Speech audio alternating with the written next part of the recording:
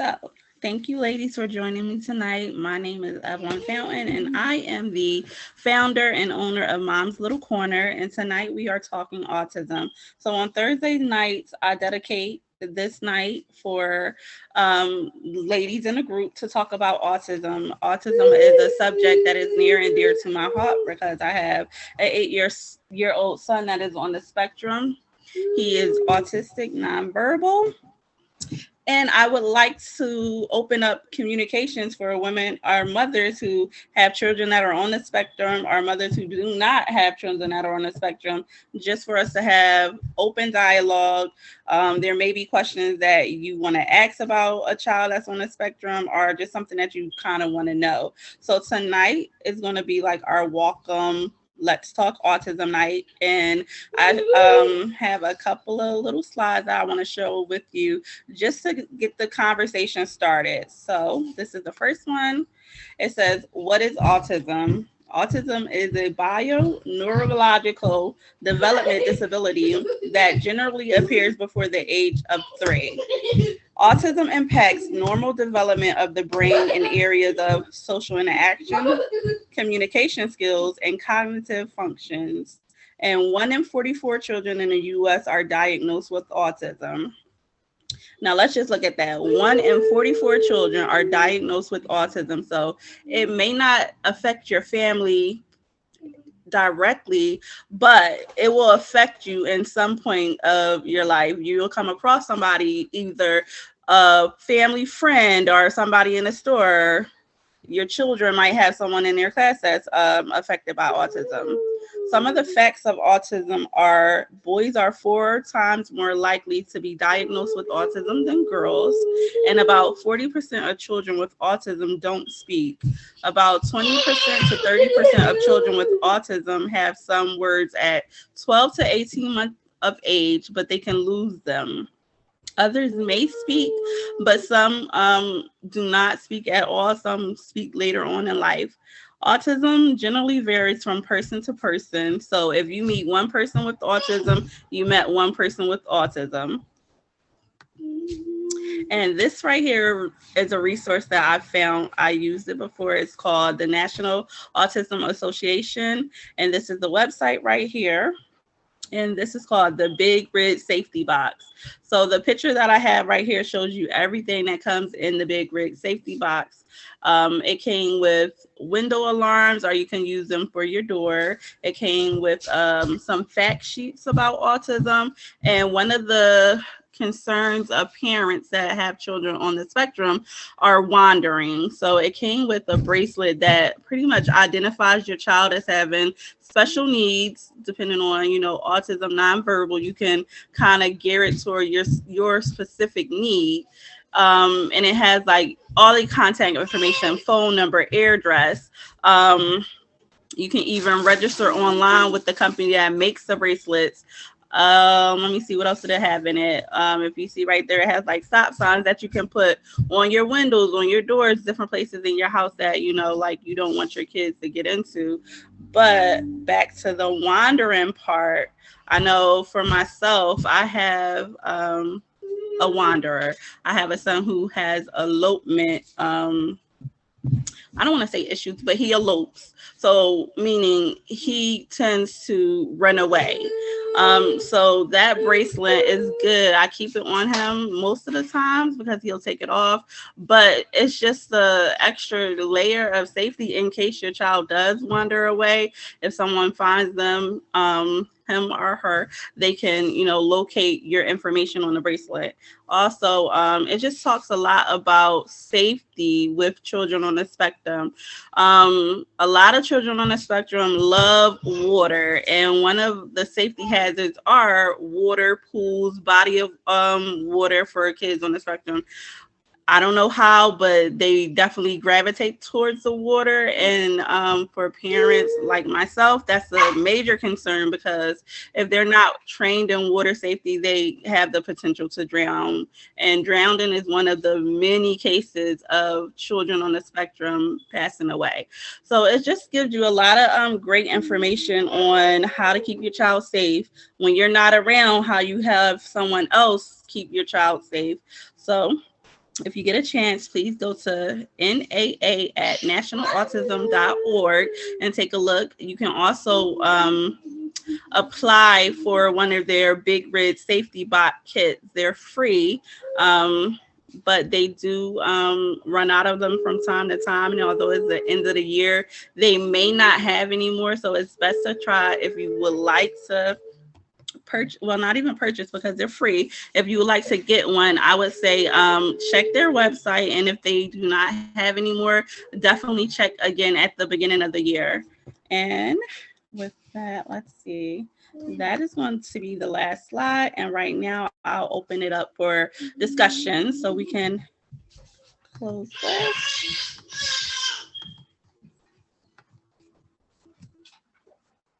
I'm going to stop the share, and now, ladies, we can just have open dialogue about autism. And I'll start. Like I said, my name is Evelan Fountain. I have an 8-year-old son who's on the spectrum. I'm going to talk about when I found out that my son was autistic.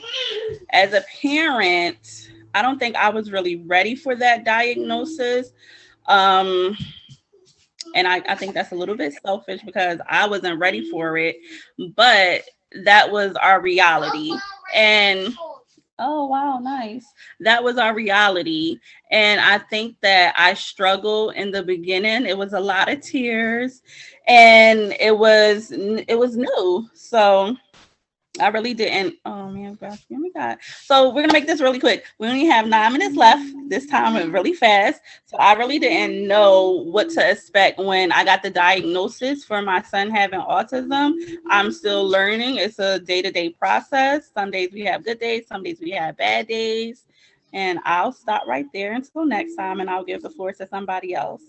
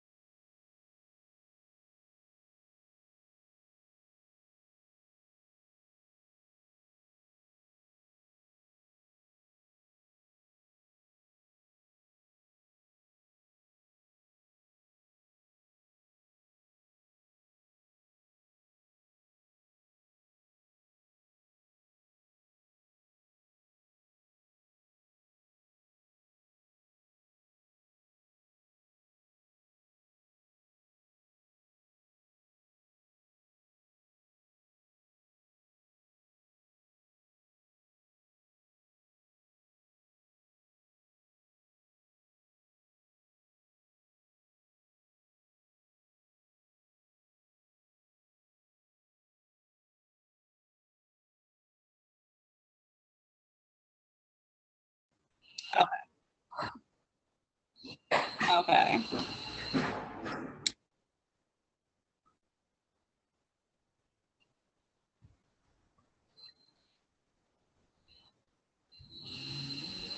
And I did the same thing. So my husband was saying on his side of the family, oh, the boys talk late, and his nephew did talk late. So I'm like, okay, well, let's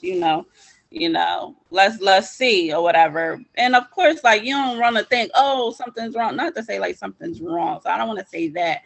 You don't want to think like there's something different about your child, because when you know like they're supposed to hit certain milestones, and you're thinking like, like, okay, maybe they're gonna catch up. So it's like when you do get that, and I definitely agree, you cannot take the doctor's words, because one, they don't know your child. And yes, you went to school, but each case is not different, and things are changing so rapidly that like you can't really say like what they say is the end be all or whatever. And just like, they say autism and nonverbal, those are names of conditions, yes, but just because you're labeling my child as autistic or nonverbal does not mean that they're not going to speak. And I think like my thing is like I definitely pray a lot. I feel like I definitely hope my son gets his voice, but if he never gets his voice, I'll always be his voice. So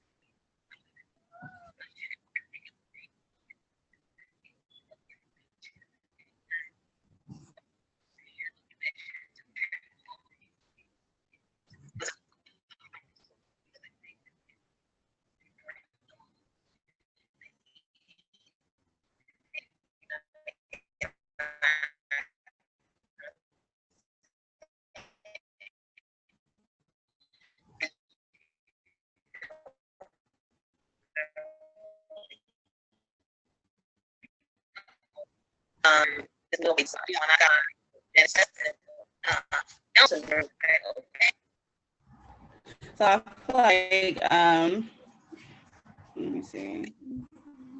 I feel like you can prepare when you get those tests. They give you answers. Okay, well, we're going to do this test. They have Down syndrome. Like you're going to start looking into that stuff, and that test may come back and they might not have Down syndrome. But like you said, there's no thing that says your child may have autism, or even when you're pregnant. These are the signs that you should look out for when you do have your child, just so you can get that ball rolling. Like, okay, so if my child does come out and they have a delay or they're diagnosed with autism, what should I be looking into first? And I definitely agree. Like, even if a child doesn't have delays, maybe early intervention would be good, just in general, because you never know, that child may present a delay, but then later on in life, like, is there a lot of kids that go throughout their life and they don't find out they have autism until they're teenagers? But that is again the different levels of autism, and we will touch base on like different levels of autism, and also like different characteristic traits of autism. Because Khadija, you said one thing, you said your children have pica, and that's something that autism kids present. Now my son, he doesn't have pica, but he has the meltdowns. Like we had to get him a helmet because he does self-harm. So, like it's different levels and different steps. And like autism, like when I said if you meet one person with autism, you've met one person. There is not, you're not going to see the same thing in a child. Even with having twins, do you see a variation in them?